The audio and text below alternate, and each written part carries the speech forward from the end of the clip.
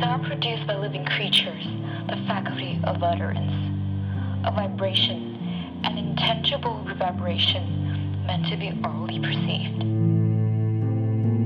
How perceptive we as human beings focus on elements in the foreground and often filter out innumerable murmurs in the background. How reliable are our senses when we are blinded by voices and deafened by sight? What have we heard? Or more so, what have we not heard? What are the voices that we should have been hearing, and what do they say?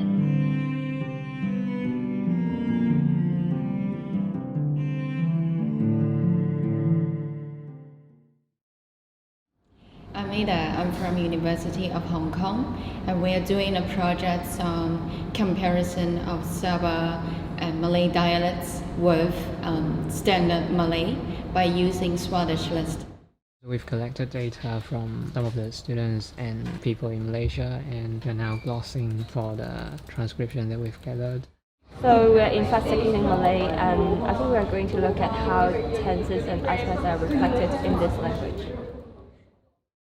Field trips are really an essential component of studying linguistics. A linguist, for me, is somebody who studies languages in real life, so who goes there and looks at how these languages function, as part of a society. And there are many things that are really exciting and interesting about having that kind of experiential approach. So when you are studying a new language, you have to first of all figure out what people are saying.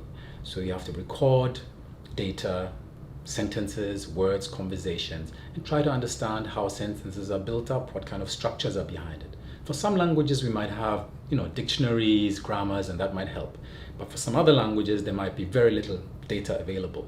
So students really get their hands dirty. They will ponder over, some recording, nights and nights and nights, trying to figure out what people are saying. And this is the reality factor of linguistics, where people go out there and, experience what it means to do research.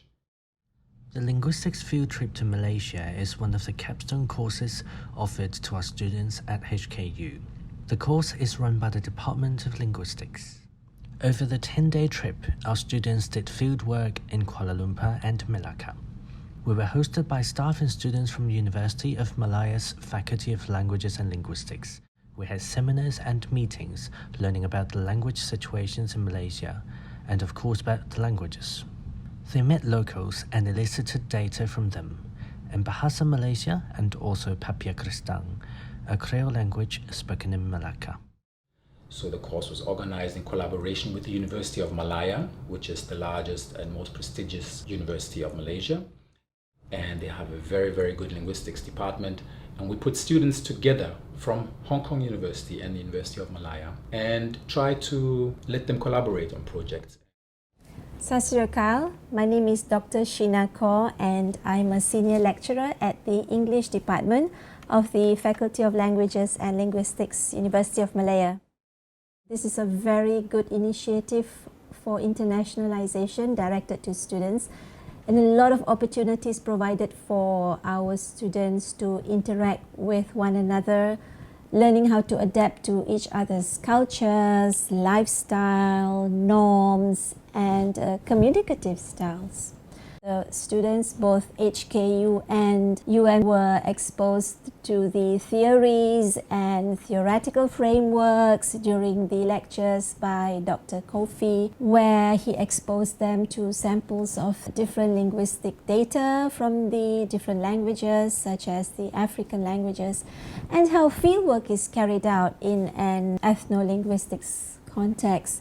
So there was this academic learning outcome of the program itself. It's multidimensional.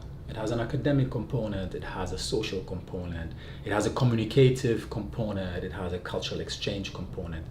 It's just a very, very holistic experience. These tongues all bear their own culture, their own blood. Yet they infuse with one another at certain encounters, multiplying and diversifying.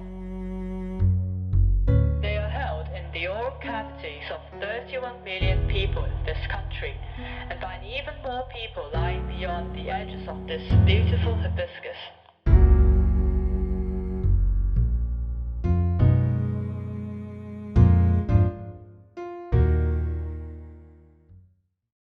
Hi. Hi. Hey guys. Hi, nama saya Aisyah Zulkarnain dari Fakulti Bahasa dan Linguistik, Universiti Malaya. My name is Faye, 我嘅中文名咧係陳思環 and I am Malaysian. வணக்கம், என் பெயர் தாரிணி. நான் இரண்டாம் வருடம் university மலாயாவில் degree படிக்கிறேன். Mình kêu做 Jamie, tôi là Malaysia人. Nama saya Nigel Christian Chong. Saya belajar di University Malaya. Hi everyone, my name is Grace. I'm a University of Malaya student, and here I am. I would like to talk about where and how I speak languages of different languages with different people around Malaysia. I'm a Bisaya from Limbang, Sarawak, but I live in Sematan, a small district in parts of Kuching, Sarawak. My first language is English, and my second language is Selako, because I grew up in a Selako community based on my mom's upbringing. And I wouldn't say that I know Bisaya well because I don't really speak a lot of Bisaya with my dad. And I would say my third language is Bahasa Melayu, the Malay language, because that is basically the national language of Malaysia, which I use to communicate with my Malay friends as well as some of the lecturers. But if needed be, I would speak in English. Pada pertamanya, saya bercakap Melayu dengan ayah saya dan bahasa Inggeris dengan ibu saya.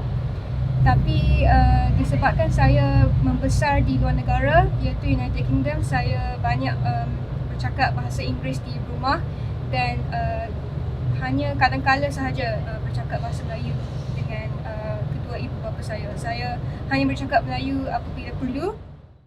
Saya boleh bercakap bahasa Melayu, bahasa Inggeris dan sedikit bahasa Cina, iaitu Mandarin.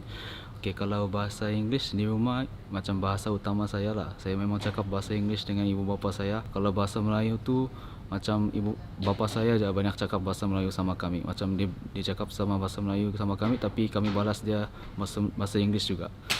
Kalau bahasa Mandarin tu saya belajar darjah 1 sampai darjah 4 je.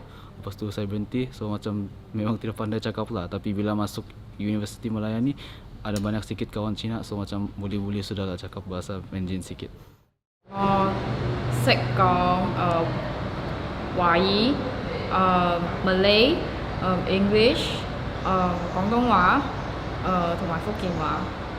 For Chinese, I would use that with my Chinese friends on a daily basis. As for Hokkien, I use it mostly with my relatives because most of my relatives are from like the Terengganu state and the Penang state, and they use Hokkien a lot, so I would use Hokkien to converse with them. I speak fluent Mandarin, Malay and English, and I have moderate fluency in Cantonese, and I understand Hokkien and a little bit of Japanese. 我在家都是讲普通话，因为我从小到大都是用普通话接受我的教育，这样。然后semasa saya pergi luar, pergi beli makanan, beli barang, saya cakap bahasa Melayu lah dengan orang Melayu di Malaysia sini lah. I can speak 3 languages. Well, basically can be considered as 4 languages. I can speak Malay, which is our national language, and Tamil, which is my mother tongue. English, it's considered as my first and second language. It's some sort of first and second language. And fourthly, I can speak a little bit of Malayalam. I think I learned Malayalam from my friends because my friend's mother tongue is Malayalam. And I learned English and Tamil concurrently when during my childhood. And I learned Malay as well as Tamil through formal education and also English. Hi, good morning. Selamat pagi in Malay. Vanakkam, that's in Tamil. Yeah. These are some of the common expressions that we use to greet people, and in this sense, we're talking about good morning in Malaysia. I'm Peisu. I'm a senior language lecturer in the English Language Department, University of Malaya. We have linguistic programs such as the main ones are English, Japanese, Chinese, German, Italian, Arabic. These are our main programs, and the faculty also offers electives. So the languages taught is not only for students in this faculty, but also for students from any faculty in the university. We have such as Thai, Korean language is very popular because of the K-pop culture. We also teach Russian and a few other minority languages, both the local ones as well as European and Asian languages. So yes, it's a big department here, and a very colorful department, I would say. The essence of field linguistics is to develop a systematic approach to decoding the nuances of which a language is constructed upon. As they embark upon this journey, students are provided with an immersive linguistic experience to examine Malaysia's diverse and multitudinous linguistic landscape firsthand. Students from the University of Hong Kong were required to produce a guided thesis on the Malaysian languages with specific focus. They were divided into groups of 3 to 4, each with a unique thesis topic, and elicit field data through interviewing linguistic informants on the campus of University of Malaya and the Malaccan Portuguese village. Some worked on morphosyntax of Bahasa Malaysia, some on the phonetic differences across subdialects, and some worked on lexical differentiation. In their own language. So we want to do Salako and compare it to Chinese, but it depends on how many Salako speakers that we can find. We're trying to elicit data from the front story. Maybe we have to, maybe we can name the pictures and see if that would appear as something important, something we want to elicit from them as the emphasis of the story. Before going on field and collecting data, a mini-conference was held for each group to present their own thesis proposals and gather constructive feedback. So there's a lot of things in there. So it will be verb semantics, but it will also be itching pathways for their next steps on their atlases. They were then required to design their own stimuli and bring their ideas to the fields, seeking for potential informants.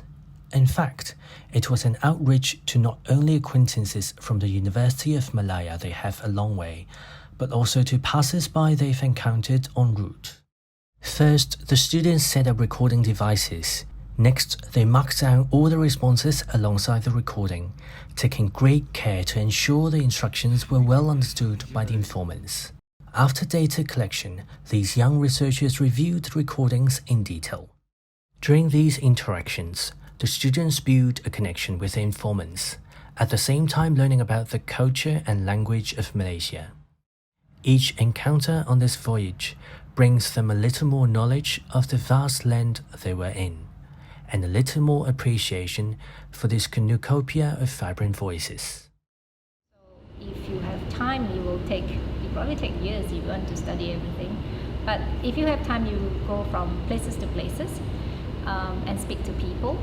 Then you will see, even within KL itself, if you talk to people in a coffee shop or you listen to people in a coffee shop versus the way they speak say at the night market, the language that they use, the variety that they use will be different because of the difference. So not just because a difference in ethnic group or in the ethnic groups, but because people are they connect with each other socially.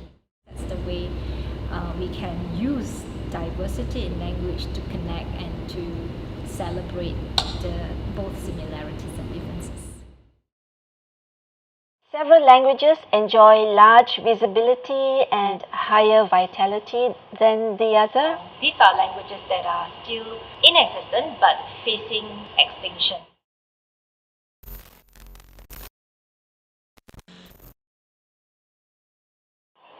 I'm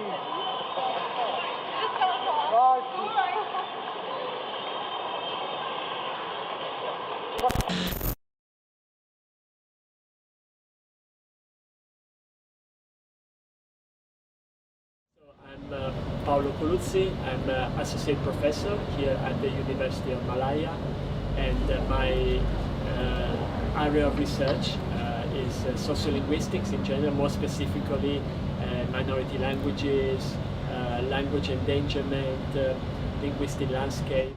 Hi, I'm Patricia Norarget, so I'm a senior lecturer at the University of Malaya, and I'm teaching French, okay, in the Department of Asian European Languages here. My research interests are in the area of sociolinguistics, particularly ethnolinguistics, but I'm also interested in foreign language teaching and learning, and also foreign language teacher education.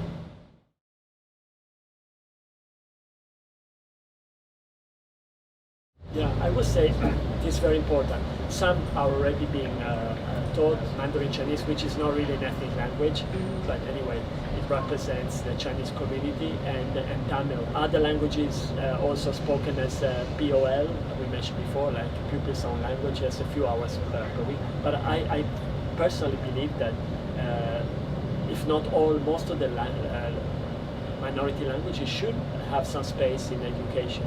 But I don't see that coming very soon because of many reasons, lack of funding, lack of teachers, lack of material, and also for political reasons, I think. As it is, most of these languages, when we did the research, we could see that like Bidayu or even Kadazan shifting to English or Malay here in Malaysia. Language is always together with culture. Culture is part of language. Language is part of culture. If the language dies off, the culture will die off too. Yeah, because it's like language. When you think about language, it's not only language that you use to communicate, but with language like cultural part, there are also like the music, okay, the songs that they sing, the folk tales. All these are part of language. So it's like the death of one language is the death of all this. We could say, how do you call it, local knowledge, you know, the knowledge that people have. So that's the one that we want the young people to continue acquiring it from their seniors, from the grandparents, from the parents.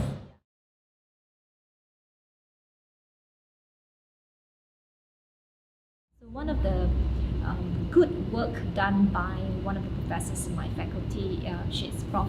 Dr. Stephanie. She has done documenting the Malaccan Portuguese. The Portuguese language spoken in the state of Malacca here in Malaysia is different from the original Portuguese spoken in Portugal. So because of change of time and language has changed, by linguistic community, culturally they are naturally different, and because of evolvement and all that, there are less and less speakers of the Malaccan Portuguese, or also known as Kristang. And in fact, recently they launched an app, like a dictionary app for people who want to who want to learn or want to refer to the terms in Kristang.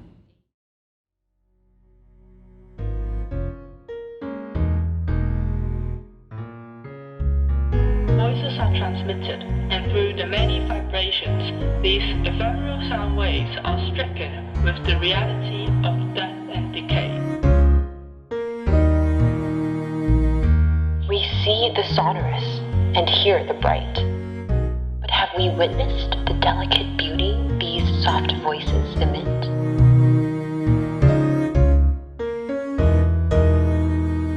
Every day, death beckons. We're not promised fatality, and should we let these voices slip, they will fade to nothingness. These are the very voices that we should hear and need to hear. They are soft, yet louder, and more vibrant than ever.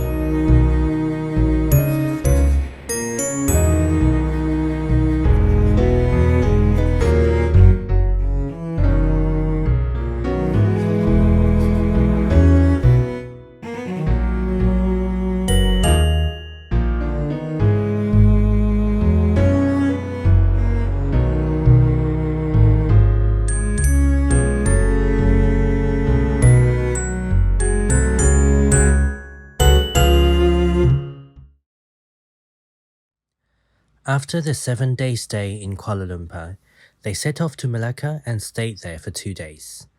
The Malaccan Portuguese settlement is where Papiá Kristang is spoken. Professor Stephanie Pillai from the University of Malaya has connected us with the Kristang people from the settlement. There, our young travellers met Auntie Philo and Sarah, who told of their journey in preserving this endangered language. Ele de quebra que passa por Mateo, que has broken the pot in Sabon. The bottle thing narin to di kapot, lanta akhiri bottle kum kapot. This destination was not just a place for our young voyagers to collect data on Papiá Kristang. It was a carousel of different anecdotes, of welcoming warmth, of youthful innocence where hearts reside.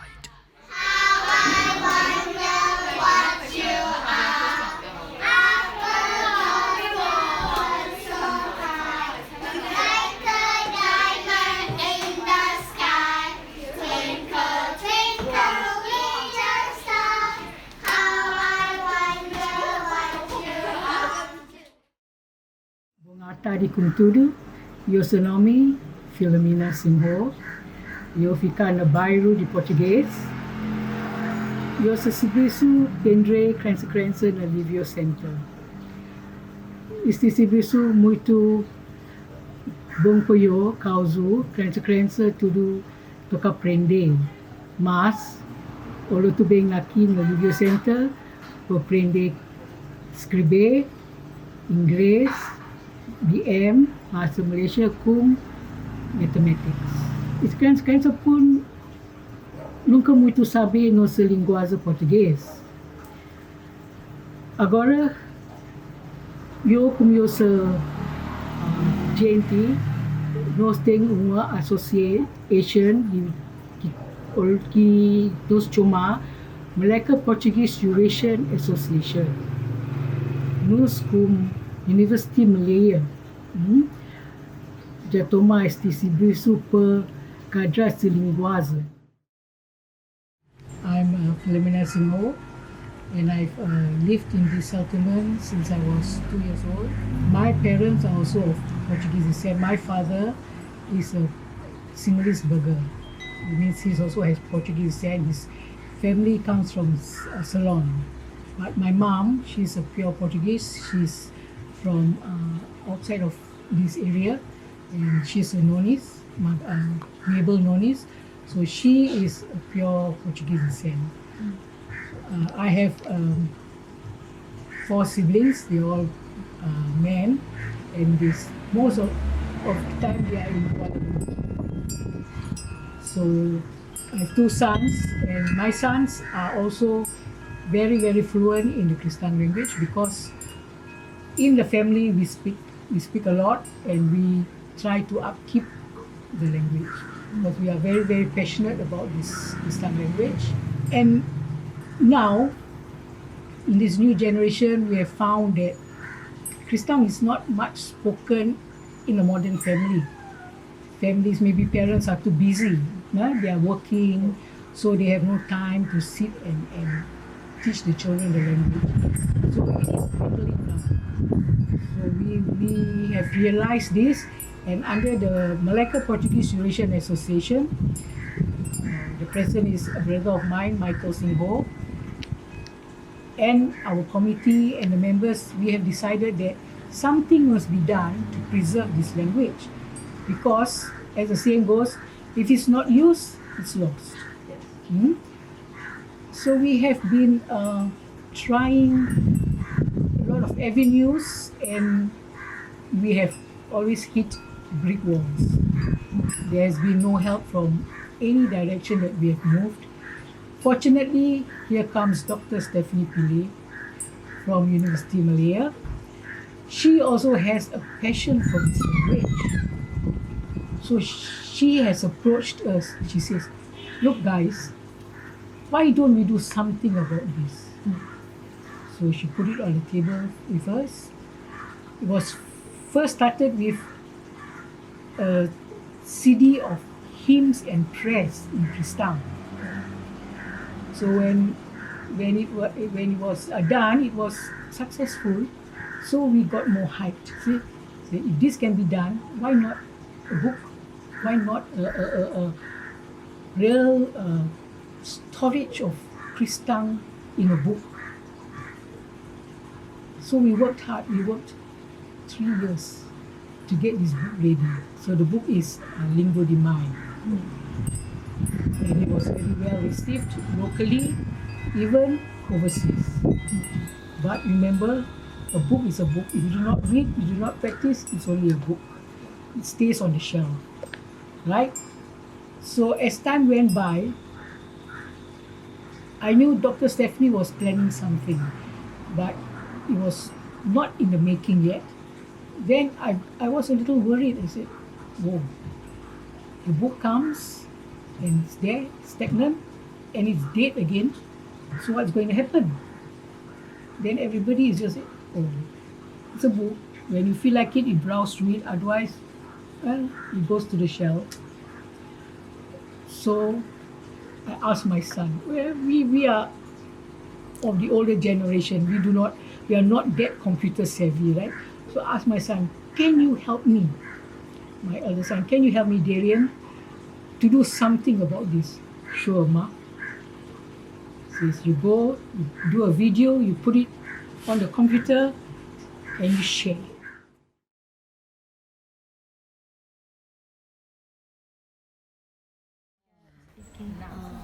Oh, it's here. So you can pick up a lot from here. Okay. It's done from the heart.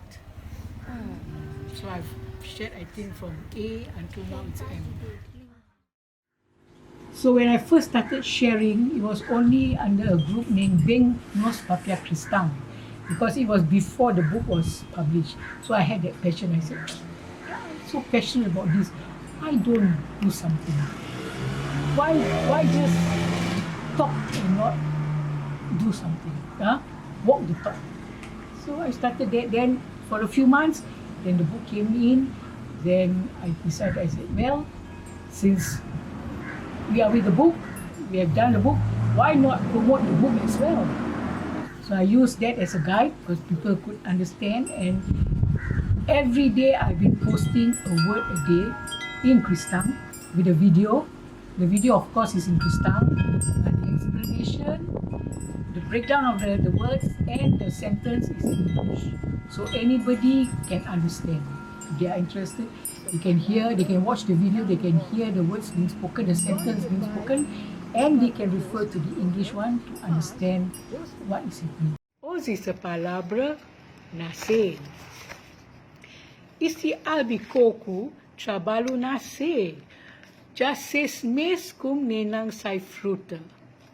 Today's word, to be born, to sprout, to grow.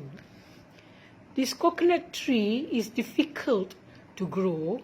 It's already 6 months and has not been fruiting.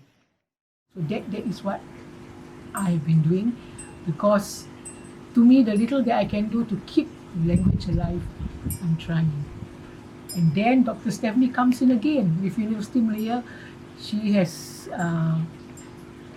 had fundings to do a phone app. See? So you can just download the app and you can have all the words that are in the dictionary. It's there with sound, with the pronunciation of the word, the correct pronunciation of the word, and the sentence. Our sentence is in Kristang and also in English. So that is what is happening now.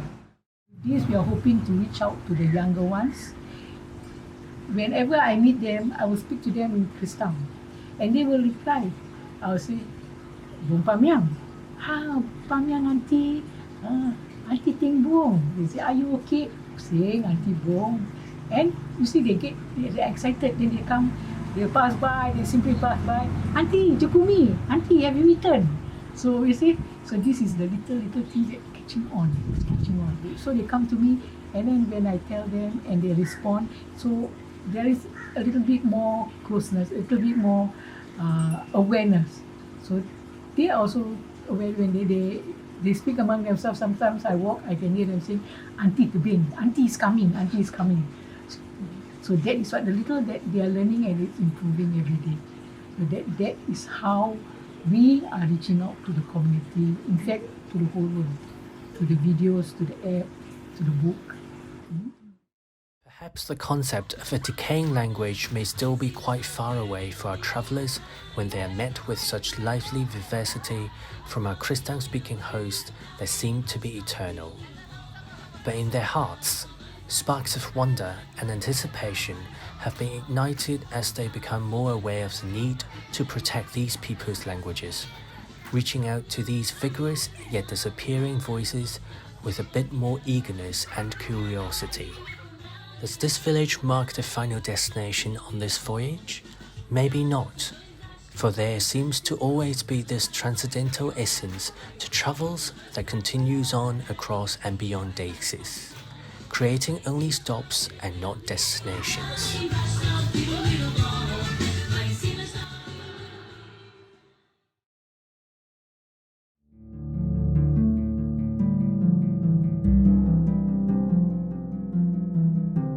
Voices, sound produced by humans, the faculty of culture and history, a proclamation of identity and a testimony of an existing humanity.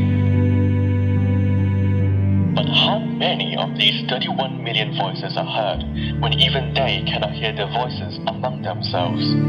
I, as a wayfarer, have been blessed with the chance to hear so many of these voices on this voyage, and so many more I have yet to hear. I ask you not to turn a deaf ear to this plethora of beautiful tongues, for they are as colorful as the feathers of a bird, as expansive as constellations in the sky, and are ultimately a myriad of voices that we should hear and behold. These are the many unheard voices of Malaysia.